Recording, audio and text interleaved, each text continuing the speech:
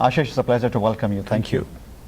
As an MD and CEO of Bombay Stock Exchange, which has the world's largest listings on the stock exchange and one of the fastest growing economies in the world, it must be a gratification at the same time, a big challenge for you. First, let's talk about the economy in general. We are trying to catch up with China. Hopefully, in the next couple of years, it will be better. But there are still some sticking points, but there is a lot of optimism in the market. I wanted your take on that. I think there are at least two aspects of India's story.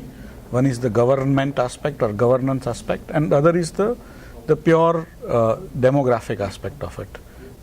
And so the government aspect or the governance aspect of it, India had several issues when the last election was fought in 2014, and there are three large planks on which the last election was fought, at least in my opinion, and one of them was corruption. There was all-pervasive corruption. Second was inflation. That inflation was running at 10-12% at a consumer level. And third, which is going to be a longish situation, is going to be job creation. If you superimpose this with basically the new emerging technologies, you have a very potent combination of very young people, technology savvy, and that's where for me, if you are able to improve our governance, which this government is trying very, very well in some sense over last 1.5 years, the policy corruption, that is the natural resources allocation and things, they have now streamlined into an auction model.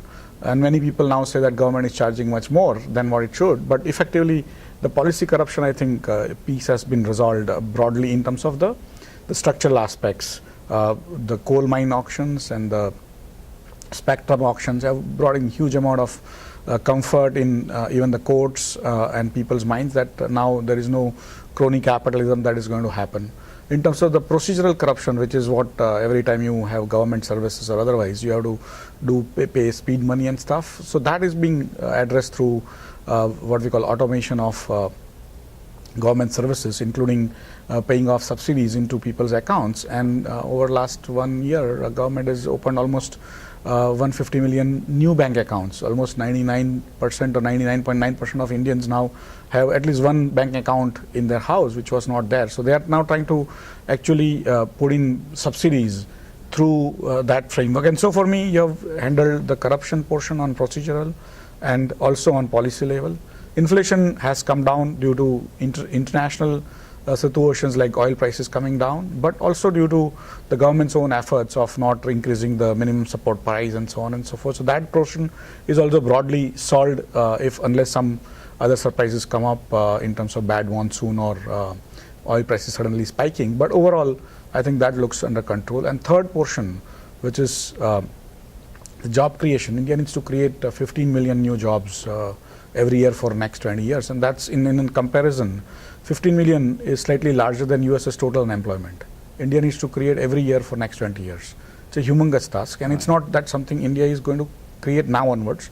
India has created many jobs, probably 10 million jobs a year for last 20 years. So it is kind of in the process of creating that.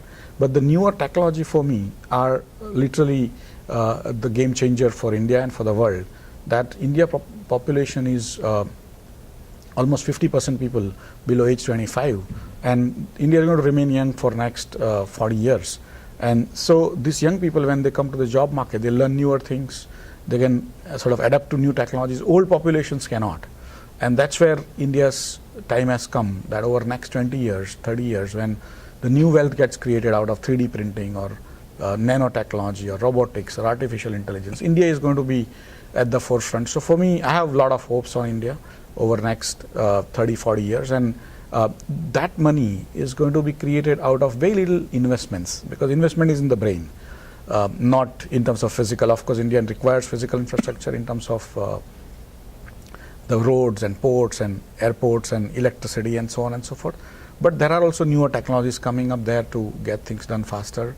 The hygiene is a big issue. The Prime Minister has come out with the Clean India, Swachh Bharat campaign and so on and so forth. But effectively, India, for me, because of the young demographics with technology orientation, is one of the right places to be in the world situation today. When you run such a big stock exchange and you compare it to NYSE or London Stock Exchange or Paris, Where do you see in a couple of opportunities, a couple of challenges?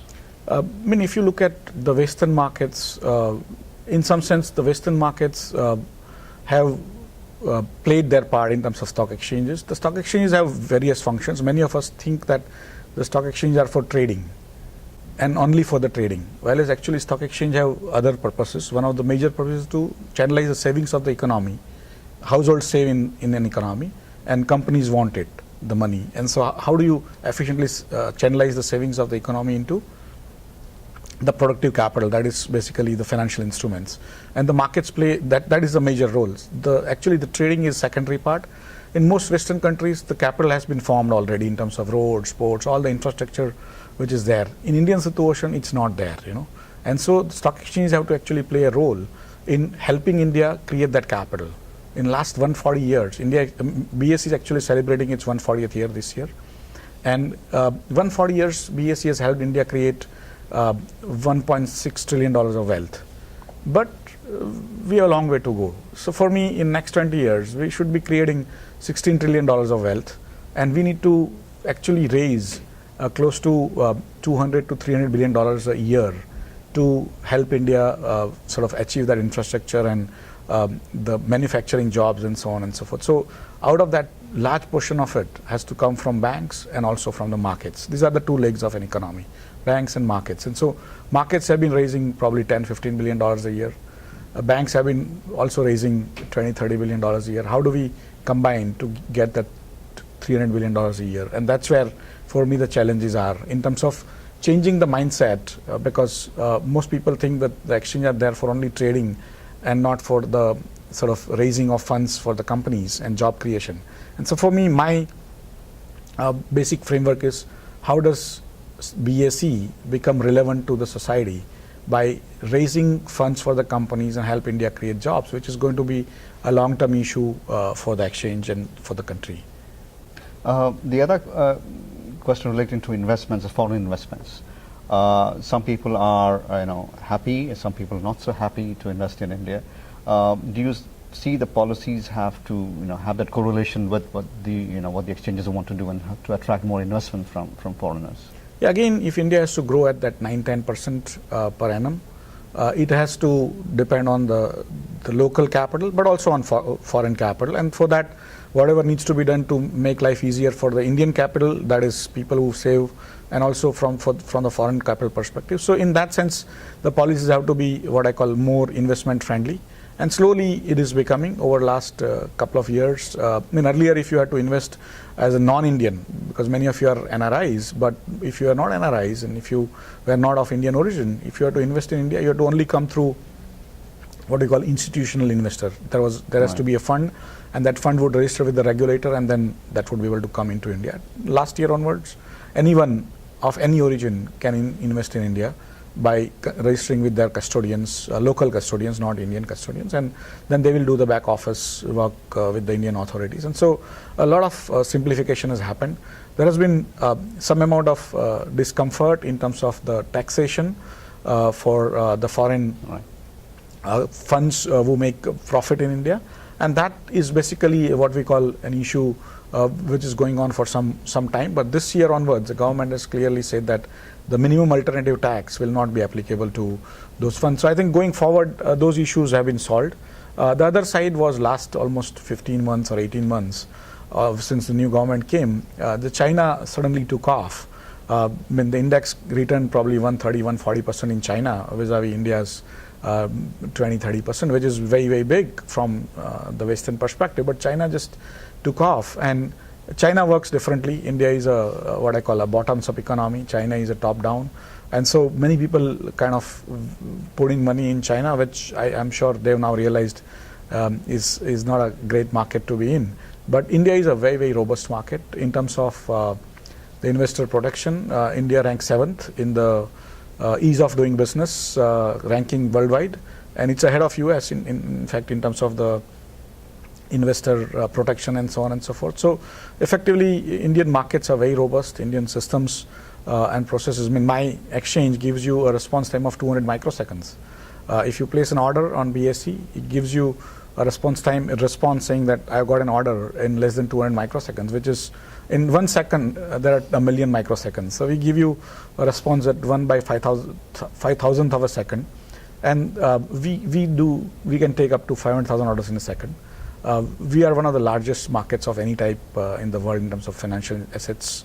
And so Indian markets are extremely robust, extremely automated, very, very investor friendly.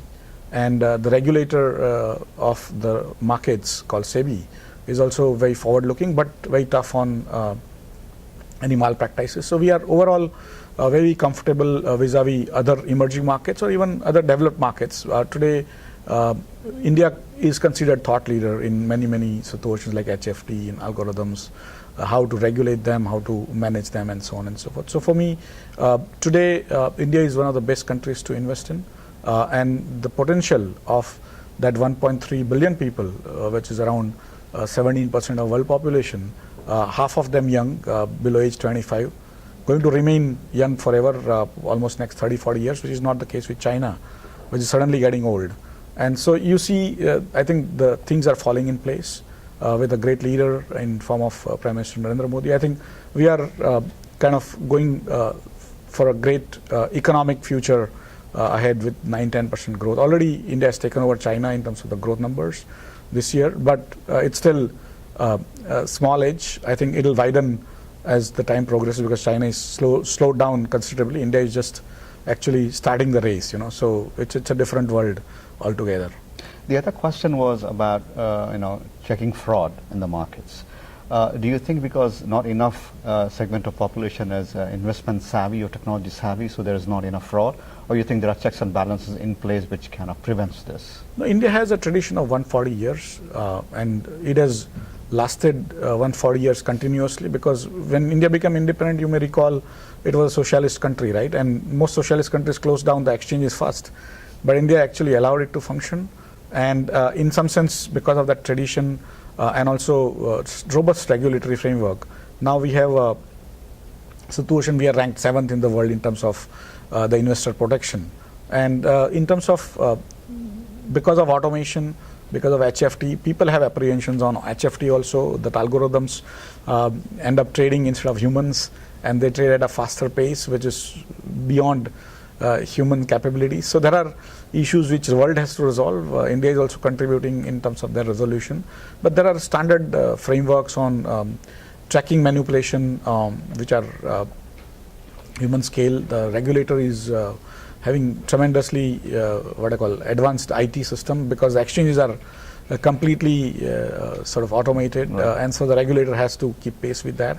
And with that, of course, India has automated its tax revenues and tax framework. So put together, it's a phenomenal framework where most of the standard manipulation activities are kind of captured beforehand. We're using algorithms and also investigations on the spot. The regulator also has, unlike even US jurisdiction, regulator also, the securities regulator can actually do the arrest.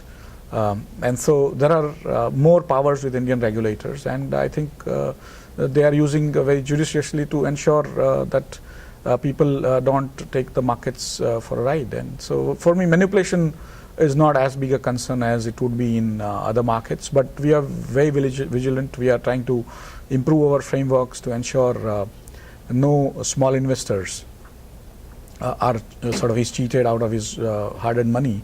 And some of the high-risk products, we are trying to now increase the participation, minimum participation size, so that the small investors don't get into high-risk products. So, for example, the derivatives lot size has been increased to almost $8,000 from 4,000. Similarly, for the e-commerce companies, which many of them do not have profits, for that a new segment is coming up for raising funds, but with a minimum lot size which is significantly larger, 10 times larger than the normal market, so that small investors don't come in. SME market, which is also a risky market, there also almost $2,000 is the lot size. So effectively, we are now trying to segment the market, saying if a new company comes and if it's highly risky, don't allow small investors, allow large investors, so that they know how to deal with that. And then when the company becomes known over 2, 3, 5 years, then they can come into the main board. So we are now adopting newer methods to ensure that the small investors' hard-earned money doesn't get wasted. The other side, we are also trying to get the government bonds, which were never the case in even Western markets for retail participants. But we think Indian market is unique. People want to invest in government bonds, and we are trying to work with the Reserve Bank of India and SEBI to bring sort of even IPOs of government bonds on the exchange platform and also the secondary market on the exchange platform. Usually in world markets, the government bond platforms are all institution oriented, which is true in India also because banks usually deal in that. But we are trying to now bring the retail participation because it's the risk-free, most risk-free asset in an economy is the government bonds. And people, why they don't invest in stock markets is because they are volatile, because they are basically, that's a partnership. In government bonds, you know their money is going to come back, and if you are able to bring in people from, today we have around 28 million users registered with BSE, which is around 2% of India's population. We need to take it to 25-30%, and that will come if we are able to bring the risk-free products. Risky products are equity, riskier products are derivatives. Risk-free is what we need. Right. On that note, Ashish, thank you so much for giving your time. Really appreciate you coming down talking to us. Thank you.